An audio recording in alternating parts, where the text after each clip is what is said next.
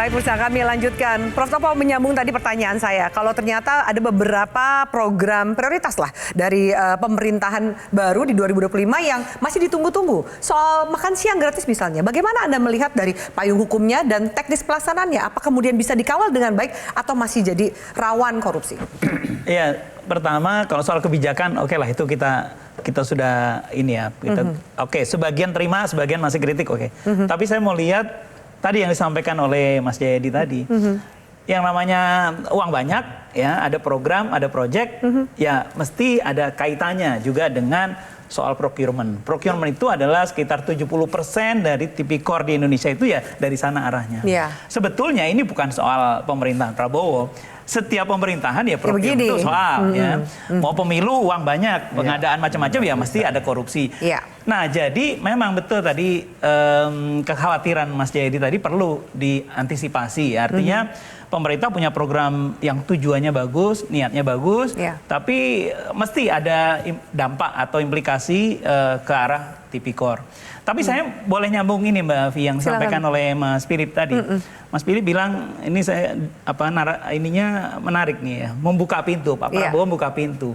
Nah, tapi setelah dibuka pintu ada masalah apa nih gitu ya? Misalnya satu, ada program atau suatu kebijakan lah, diskresi yang menarik dari Pak Prabowo, yaitu hubungan baik dengan Filipina. Hubungan baik dengan Australia mungkin setelah itu. Dengan Filipina, Mary Jane sudah pulang kembali ke Filipina. Kampung halaman. Itu adalah menurut saya satu terobosan. Karena undang-undangnya belum ada. Undang-undang tentang transfer of sentence person, ya, pemindahan narapidana itu belum ada. Jadi urut-urutannya harusnya ada undang-undang, kemudian ada perjanjian antar negara untuk mengembalikan itu. Dan banyak negara sudah nunggu-nunggu itu. Banyak karena mereka ingin mengembalikan narapidananya yang ada di Indonesia untuk ke negaranya. Sebaliknya banyak negara yang sudah banyak orang Indonesia misalnya di Malaysia ingin sudah dipulangin gitu kan, terlalu banyak di negara itu yang membebani juga di Malaysia dan negara lain. Nah, itu belum ada dan kemudian Pak Prabowo membuat satu terobosan lah, yaitu memulangkan Mary Jane. Nah, saya tadi sudah bicara kerangka hukumnya harus ada undang-undangnya. Tapi menurut saya ini bisa dijawab ya dari segi memang itu hubungan antar baik antar negara dan sebagainya. Kadang-kadang ada yang namanya informal, kerjasama secara informal dan itu bisa jalan. Itu dalam soal macam-macam, misalnya soal pemulihan kerugian negara dan sebagainya yang ada di negara lain. Itu bisa. Tapi sebetulnya ini membuka pintu agar segera di bawahnya ya kementerian-kementerian segera bikin undang-undangnya, menyelesaikan. Sebetulnya undang-undangnya draftnya sudah ada. Rancangan draftnya ya setahu saya sudah ada. Tapi itu belum dibahas. Nah, saya juga nggak tahu apakah itu masuk dalam apa yang diprioritaskan ya. Tapi itu harus karena itu sudah mendesak. Bentar lagi Bali 9 dengan Australia dan banyak negara. Nah, satu lagi yang saya mau sampaikan ini Mbak Alfi. 3 yang dicanangkan oleh Pak Prabowo itu mengatasi narkotika, korupsi dan juga satu lagi judol.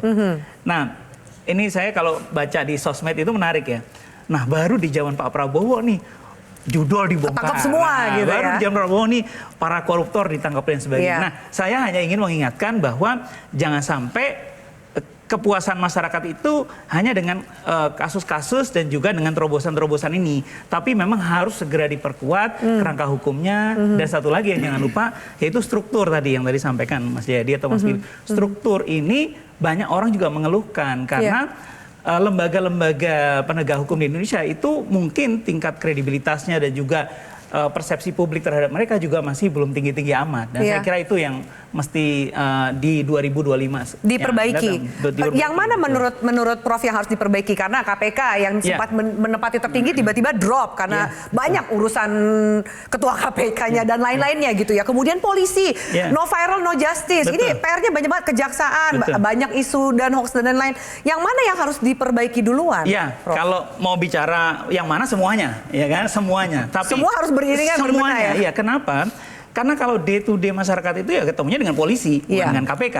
Nah, kalau persepsi mereka atau yang dilihat di publik, di sosmed dan sebagainya adalah tindakan kepolisian yang menyinggung rasa keadilan masyarakat, pembunuhan oleh polisi terhadap polisi atau terhadap masyarakat dan tindakan yang tidak sesuai hukum oleh penegak hukum dan sebagainya, tentu itu langsung dilihat oleh masyarakat. Berdampak langsung. Betul. Nah, kejaksaan memang sekarang sudah banyak ya program tindakan yang dilakukan oleh kejaksaan. Tapi kalau saya amati sebetulnya baik kepolisian, kejaksaan maupun KPK ini dari segi kerangka hukum kita sudah cukup lengkap ya, walaupun kemudian di akhir-akhir KPK ada perubahan undang-undang yang dianggap merugikan gitu ya. Nah, jadi menurut saya jangankan setahun 2025, 5 tahun pun menurut saya memperbaiki persepsi terhadap penegak hukum itu belum akan cukup. Gitu ya. Baik, kalau kita lihat ini saya tampilkan ada penilaian masyarakat terhadap pemberantasan korupsi. Jadi yang korupsi dianggap yang buruk ini cukup tinggi. Ini menjadi PR juga. Ditambah bagaimana menurut Prof. Topo sendiri? Sejauh mana kemudian pemberantasan korupsi, upaya penegakan hukum yang lebih baik, berkeadilan untuk masyarakat akan mempengaruhi satu, tingkat kepercayaan publik, keberhasilan dari program pemerintah sendiri, atau bahkan termasuk juga investasi dari luar negeri? Kan lihat juga gaduh nggak nih negaranya? Betul. Sebetulnya kalau kita lihat dua sisi ya. Orang luar melihat tingkat korupsi Indonesia itu tinggi, persepsinya susah dinaikkan. Mau jalan presiden manapun itu susah naik. Satu strip aja susah gitu ya. Nah, jadi saya terus terang saya ingin optimis ya. Saya ingin optimis, saya berharap membaik, tapi dari angka-angka selama beberapa tahun terakhir ini yang sulit meningkatkan persepsi orang terhadap tingkat korupsi Indonesia. Masyarakat gimana? Masyarakat itu yang dilihat adalah bukan korupsi yang besar-besar saja, tapi juga petty corruption. Mereka mengurus apa-apa, masih ada uang, masih jalan dan gitu sebagainya. ya. Itu juga membuat persepsi masyarakat terhadap penegakan korupsi juga masih rendah. Tapi kalau menurut saya yang terpenting dua sih, yang kaitannya dengan Mas Jayadi dan Mas Pin ahlinya ya. Yaitu satu namanya korupsi di sektor politik. Political corruption. Satu lagi judicial corruption.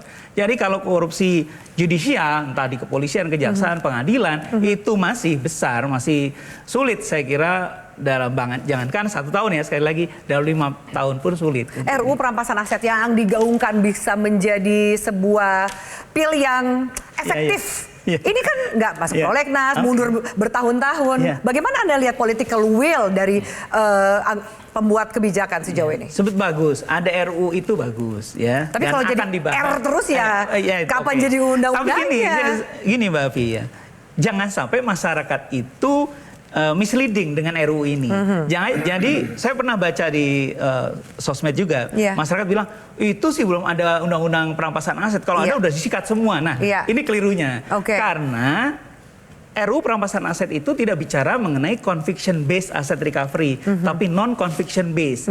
Nah, non conviction based itu tanpa putusan pengadilan pidana bisa dirampas. Itu tidak mudah secara hukum. Sebab apa? Bagaimana aset saya, aset Mas Jayadi atau Mas Philip tiba-tiba dirampas karena kok nggak pantas amat Pak Topo punya kekayaan sekian, harus nggak mudah. Jadi sebetulnya itu hanya untuk persoalan koruptornya kabur ke luar negeri atau misalnya ada harta tidak bertuan dan sebagainya. Jadi negara versus aset itu, dan itu yang ada di RUU. Jadi bukan jangan sampai bayangan masyarakat itu dengan RUU ini disahkan. Jadi harta koruptor dirampas semua, dimiskinkan gitu ya. Jadi sebenarnya mungkin bukan salah paham, tapi harapan yang begitu dalam dari masyarakat supaya dimiskinkanlah itu para koruptor. Pak Trubus, Anda mau menanggapi?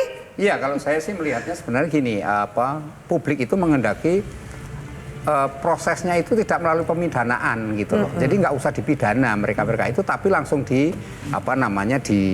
rampas asetnya itu, karena masyarakat itu pengennya sudah pokoknya koruptor itu dimiskinkan, dinolkan kembali. Itu publik maunya seperti itu. Tapi kan persoalannya ini kalau bicara hukum kita tahu bahwa ternyata nggak semudah itu jalannya. Nggak semudah itu modelnya. Nah, yang menjadi persoalan adalah bagaimana kemudian ketika pemberantasan korupsi ini, menurut saya publik itu diberi pemahaman bahwa proses-proses dalam penegakan hukum mengenai korupsi itu tidak semudah yang dibayangkan publik gitu loh. Jadi harus ada. Nah, kemudian ada korupsi yang selain politik tadi, ada polisi kebijakan.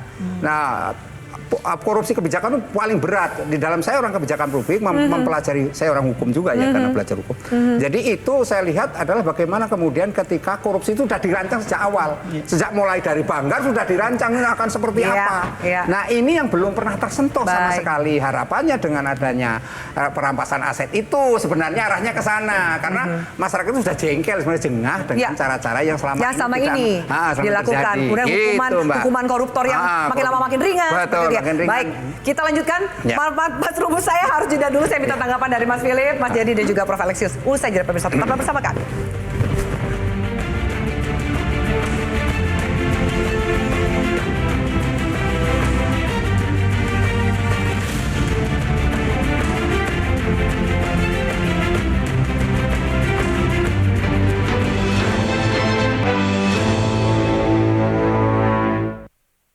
Jelajahi cara baru mendapatkan informasi. Download Metro TV Extend sekarang.